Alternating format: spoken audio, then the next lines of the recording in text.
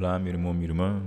Uma alegria poder encontrar com todos aqui no Santuário Basílica Nossa Senhora da Piedade para esse momento de reflexão, meditação da Palavra de Deus, rezando hoje já a liturgia deste 17º domingo do tempo comum, Já hoje, para irmos já nos habituando com os textos, introduzir isso no nosso coração a fim de que nós, no domingo, ao termos contato com o mistério que será celebrado, nós possamos colher muitos frutos e colhê-los em abundância, Que essa palavra penetre o nosso coração e nos faça criar a consciência de quem é este que vem até nós, o Cristo. Quem é este homem que vem até nós? Quem é este homem que nos ama, que nos chama, que quer conviver conosco? Quem é este homem que nós receberemos na Eucaristia? Em nome do Pai, do Filho e do Espírito Santo. Amém. Vinde, Espírito Santo, enchei os corações dos vossos fiéis e acendei neles o fogo do vosso amor. Enviai o vosso Espírito e tudo será criado, e renovareis a face da terra. Oremos, ó Deus, que instruístes os corações dos vossos fiéis, com a luz do Espírito Santo, fazei que apreciemos retamente todas as coisas segundo o mesmo Espírito e gozemos sempre de sua consolação. Por Cristo, Senhor nosso. Amém. Neste domingo, nós meditaremos, como na primeira leitura, no capítulo 18 do livro do Gênesis, em que diz: Naqueles dias o Senhor disse a Abraão: o clamor contra Sodoma e Gomorra cresceu e agravou-se muito o seu pecado. Vou descer para verificar se as suas obras correspondem ou não ao clamor que chegou até mim. Partindo dali, os homens dirigiram-se a Sodoma, enquanto Abraão ficou na presença do Senhor. Então aproximando-se, disse Abraão: Vais realmente exterminar o justo com o ímpio? Se houvesse 50 justos na cidade, acaso irias exterminá-los? Não pouparias o lugar por causa dos 50 justos que ali vivem? Longe de ti agir assim, fazendo morrer o justo com o ímpio, como se o justo fosse igual ao ímpio. Longe de ti, ó juiz de toda a terra, não faria justiça? O Senhor respondeu: Se eu encontrasse em Sodoma 50 justos, pouparia por causa deles a cidade inteira. Aqui começa a intercessão de Abraão. Veja como é que Deus age. Existe uma oração que é dirigida a Deus, Chega até os seus ouvidos um clamor contra Sodoma e Gomorra. Então Deus vai e verifica, Desce então para verificar quais são as suas obras. É uma cidade pecaminosa, uma cidade corrompida. Inclusive, sabemos, é conhecido que 3 enviados, celestes, vão a essa cidade e os homens vão querer tomar esses homens, vão querer corrompê-los de alguma maneira. Uma coisa terrível, o nível de corrupção da cidade de Sodoma e Gomorra. Ainda assim, Abraão ele vai dizer a Deus: olha, há justos naquela cidade, existe uma esperança, uma luminosidade. Ou seja, ali na cidade de Sodoma e Gomorra, se houvesse poucos, mas ali 50 justos. Por causa desses 50, Deus ele pouparia a cidade inteira, e Deus diz que sim, pouparia a cidade inteira. Quando Abraão ele conhece aquele a quem ele confia, é o pai da fé. A sua fé está depositada em qualquer coisa, em alguma coisa que é fruto de obras humanas? Não, a fé de Abraão está depositada no Deus Todo-Poderoso que criou o céu e a terra. Abraão tem memória, a memória é importante, porque nós nunca nos esqueçamos aquilo que Deus fez. Por isso que a tradição é fundamental, porque por meio da tradição que essa memória, a memória que transcende a nós mesmos, uma memória compartilhada pela comunidade, pela igreja, essa memória, a tradição, ela não permite que nós nos esqueçamos de quem é Deus, de quem é Cristo, quais são as suas obras a nosso favor, a fim de que o nosso coração não endureça, a fim de que o esquecimento não nos torne cegos e nós comecemos a negligenciar o amor com o qual Deus nos nutre. Por causa dessa memória, Abraão é fiel. E aqui, a confiança de Abraão é atestada no modo como ele reza. Justo juiz, não é possível que o Senhor faria isso, o Senhor não faria isso. dando a entender que de algum modo foi dado a Abraão conhecer um pouco daquilo que é Deus. Foi-lhe revelado quem é Deus, ele sabe que Deus é justo. Então, por meio da sua oração, ele clama a justiça divina e ele alcança a resposta que ele desejava. Qual é o mal que Abraão pede? Nenhum. Abraão está pedindo por uma cidade, Abraão está pedindo pela oportunidade da conversão daqueles povos. E a intercessão continua. Abraão prosseguiu dizendo: estou sendo atrevido em falar a meu Senhor, eu que sou pó e cinza. Vejam como é a relação de Abraão, é bonita, né? Gente, é um homem que está se reconhecendo como pó e cinza, mas está se dirigindo ao Todo-Poderoso e dirige aqui com ousadia, com uma certa ousadia, e precisa ter uma certa ousadia, mas é uma ousadia, uma divina, uma santa ousadia, que foi dada, que foi permitida pelo próprio Deus. Ele comunica com o seu Senhor. Uma pessoa, veja o estado de consciência que não tem Abraão. Poxa, tem um Deus todo-poderoso acima de mim, a quem eu posso conversar, a quem eu posso pedir, ele me atende, mesmo eu sendo pó e cinza. E continua: se dos 50 justos faltassem 5, destruirias por causa dos 5 a cidade inteira? O Senhor respondeu: não destruiria se achasse ali 45 justos. Insistiu ainda Abraão e disse: Abraão insistiu. E se houvesse 40? Ele respondeu: por causa dos 40 não o faria. Abraão tornou a insistir: não se irrite o meu senhor se ainda falo. E se houvesse apenas 30 justos? Ele respondeu: também não o faria se encontrasse 30 justos. Tornou Abraão a insistir: já que me atrevi a falar a meu senhor, e se houver 20 justos? Ele respondeu: não a iria destruir por causa dos 20. Abraão disse: que o meu senhor não se irrite se eu falar só mais uma vez, se houvesse apenas 10.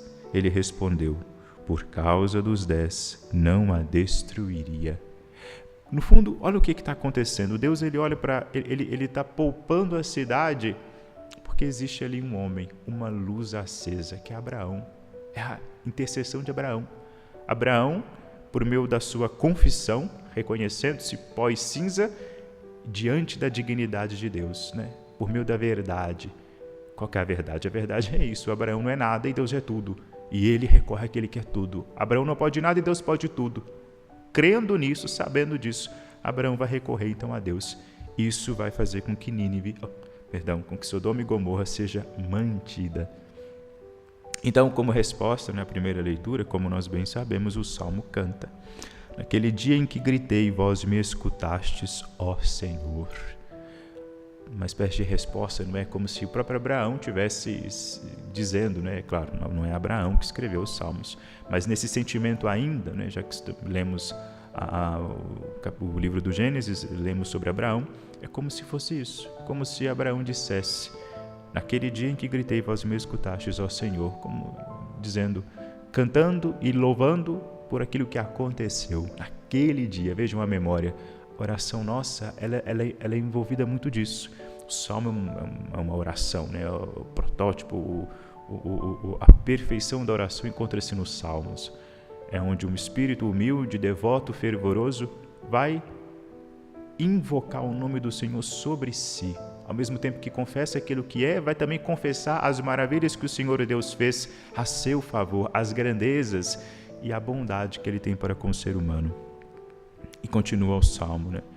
Ó Senhor, de coração eu vos dou graças. De coração, né? Ou seja, todo inteiro, né?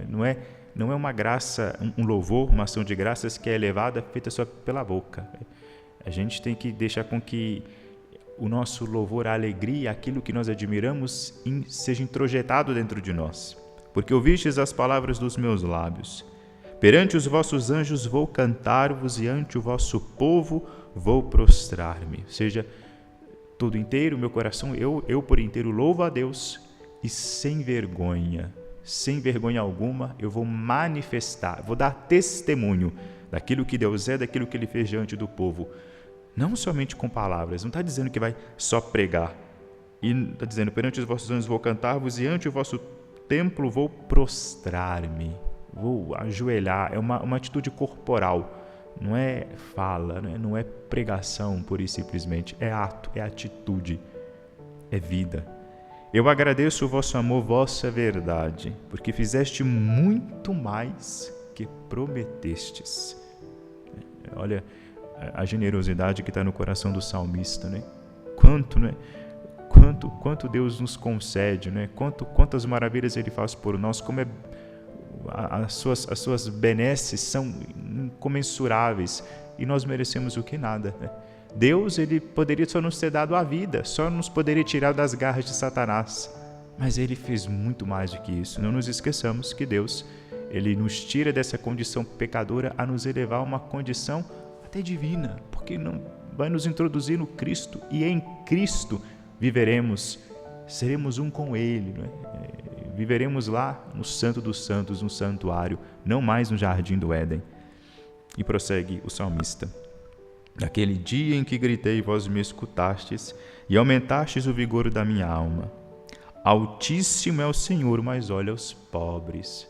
Vejam, é a confissão daquilo que Deus é, e a confissão daquilo que Deus é, a relação daquilo que nós somos, e a confissão também da relação de Deus, a exaltação, né, da sua benignidade, de sendo altíssimo, mas olhar os pobres, olhar para nós. E de longe reconhece os orgulhosos. Se no meio da desgraça eu caminhar, vós me fazeis tornar a vida novamente. Quando os meus perseguidores me atacarem e com a ira investirem contra mim, estendereis o vosso braço em meu auxílio e havereis de me salvar com vossa destra. É um Deus que nos guarda, que nos guia, nos ampara e nos protege. Nos ampara nós enquanto temos esse coração, atenção, esse coração que louva a Deus, em comunhão com Ele, um coração que o ama de verdade, um coração que é sincero, um coração que se rebaixou, tal como o coração de Nossa Senhora. A minha alma engrandece o Senhor e pronto, basta. Não me deem louvores a Deus e acabou. Tudo que eu sou, tudo aquilo que eu faço, não é meu, mas me foi dado, é graça. Portanto, a luz que de mim resplandece não é minha, mas é dele, do sol da qual eu estou revestida. É isso que Nossa Senhora diz no seu cântico do Magnificat. Ela é um coração humilhado, tão humilhado que ele não fala por si, mas a sua doçura, a suavidade, o poder da sua voz é toda daquele a quem ela ama, é toda de Deus, é toda do Cristo. Completai em minha obra começada. Completai em minha obra começada. Ó Senhor, vossa bondade é para sempre. Eu vos peço, não deixeis inacabada esta obra que fizeram vossas mãos. Deus, Ele nos atinge, Ele nos afeta, né? Chama todo mundo, fazemos atos de fé, né? A nossa vontade constantemente é convidada a seguir a Deus. Mas o caminho é difícil, nós sabemos, há risco de quedas, de nos extraviarmos do caminho. A gente pede, já que o Senhor me tocou, ó Deus Todo-Poderoso, já que o Senhor veio até mim, infundiu no meu coração o desejo de Ti, né? Admiração, não deixe que isso fique por aí, né? Que eu não fique só na admiração, que eu não fique só na fala, né? Que a palavra de Deus, né? As suas maravilhas não fiquem só na minha inteligência, mas que elas desçam para o coração e tomem parte do meu corpo inteiro, tomem parte do meu ser por inteiro, a fim de que todo eu louve e engrandeça a Deus.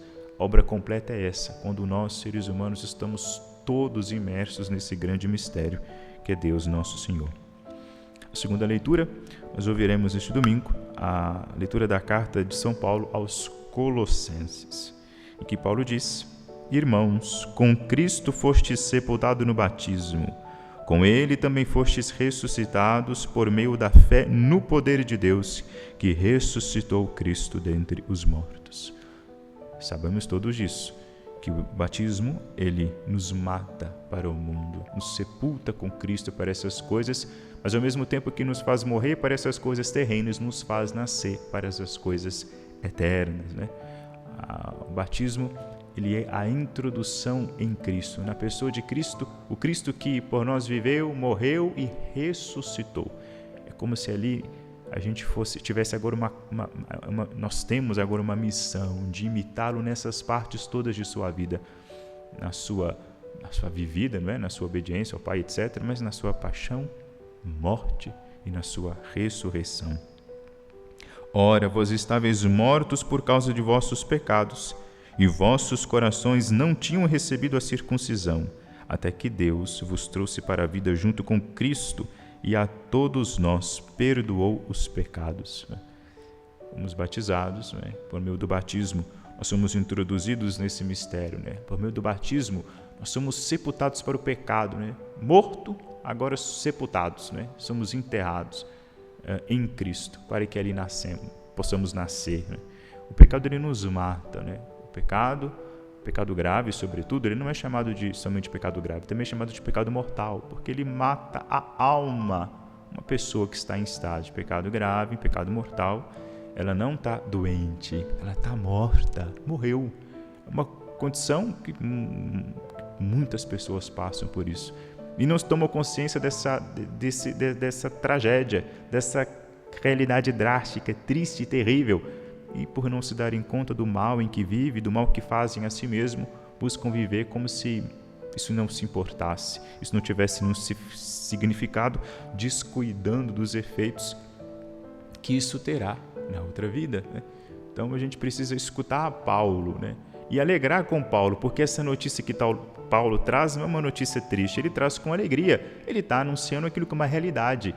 Se nós tivéssemos acesso ao estado real de nossa alma, talvez ficaríamos assombrados com o quão medonha seria o seu aspecto, sobretudo uma alma em estado de pecado grave. É uma coisa terrível. E Paulo conclui: existia contra nós uma conta a ser paga, mas ele a cancelou, apesar das obrigações legais, e a eliminou pregando na cruz. Olhemos para a cruz. Quer tirar para você alguma resposta? Veja Cristo na cruz. Está com dificuldade de se reconhecer miserável? Olha para a cruz.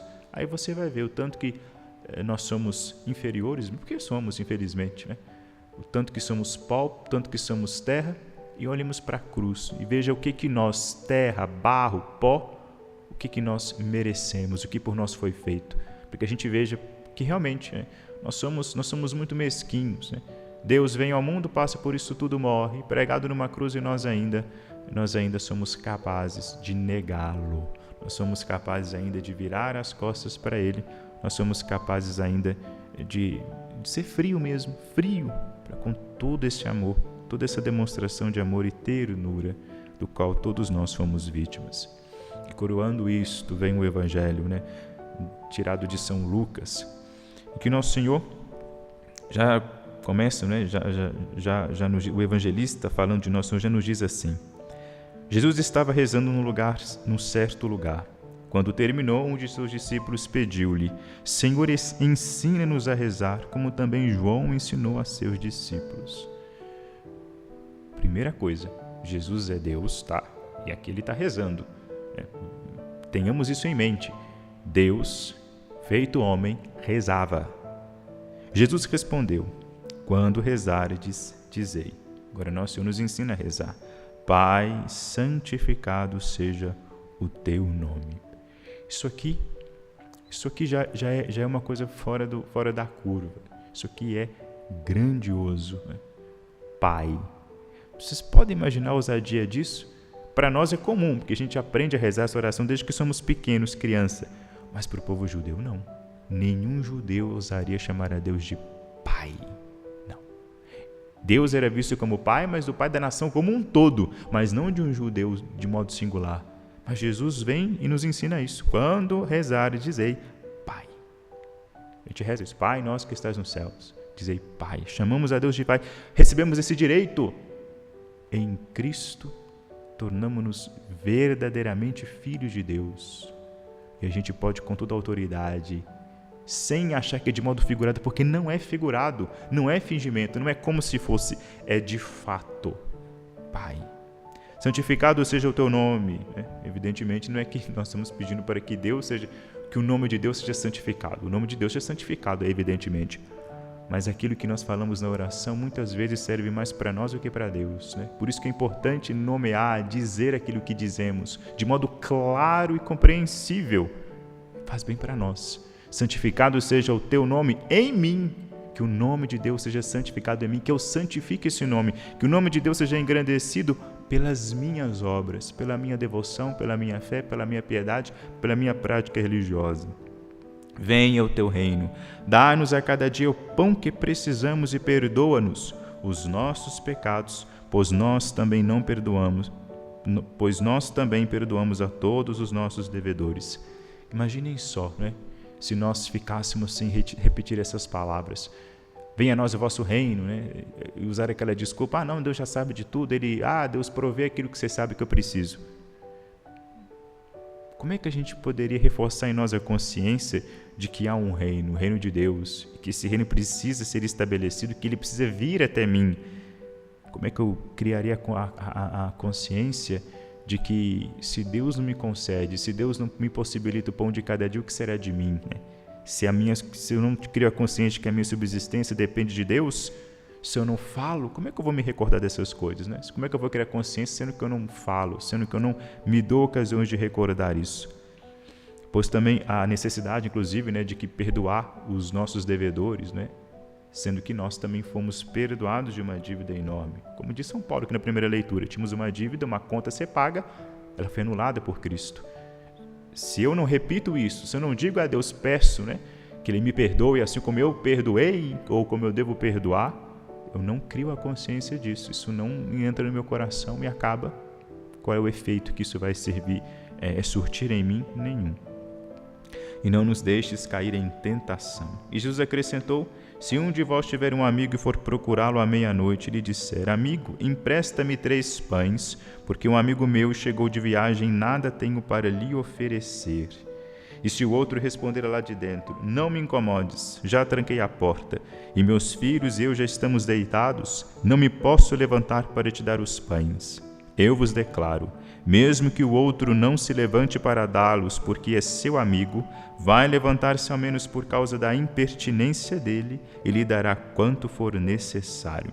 Aqui valendo, de figura de linguagem, está dizendo, olha, se você for lá e bater na porta de um amigo pedindo pão, o exemplo é dado com coisas necessárias, né? Para a gente entender como é que funcionam as orações, né?